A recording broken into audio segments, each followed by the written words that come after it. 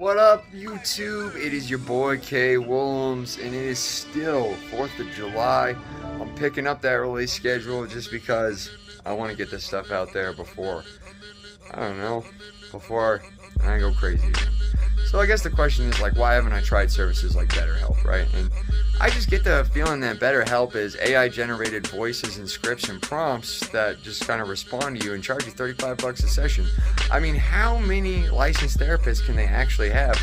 And is that freelance work? Are we getting those therapists at their best times, or are they just on call? Like, where is that data going? Has anyone read the terms of service, right? Like, do they have the same sort of patient-doctor confidentiality that you would with the licensed therapist, like in a private practice? Or is that data shared with third parties, or, even within the company, right, to, like, maybe blackmail you like LimeWire used to be?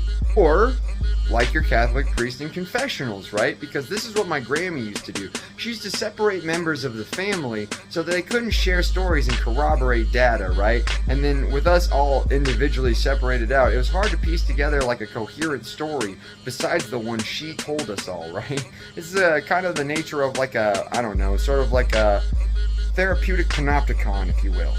There's a place in Denver called People House, right?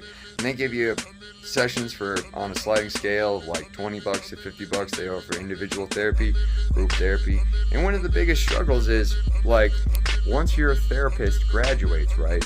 Because the reason it's so cheap is that it's an intern program, right? Once your therapist graduates, you have to start all over with a new therapist. And I always wondered that about BetterHelp. Are you getting the same person every time?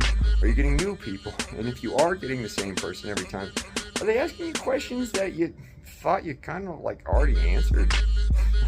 Because that's what happened when I tried that David Burns project, Wobot, right? It was like an AI generated therapist that was like a chatbot, and then that's kind of fallen out of prominence, but then AI generated voices got better, and then suddenly BetterHelp is on the scene. It just kind of sketches me out, and I think if I was gonna do some therapy, I'd do something local, I'd do something in person. Which kind of leads me to, like, my main issue with therapy in general in America, right? Is it's like, these are the people you care about and you're shunting them off to someone else. Like, there's got to be a way to, like, spend time with people, especially, like, troubled youth, right? A lot of teens in America get shipped off to these, like, wilderness camps, and, some don't get heard from again. So, I don't know. It's just the American mental health care system is a little wobbly, and that's why I haven't sought BetterHelp. Come to think of it, I would also be willing to go on Dr. Phil's program if it's still on, because we all know that show is state-sanctioned child abuse, and that's not how therapy should be conducted. And if he wants to talk to me, he can catch me inside his own television studio, because I'm old enough to sign my own waiver.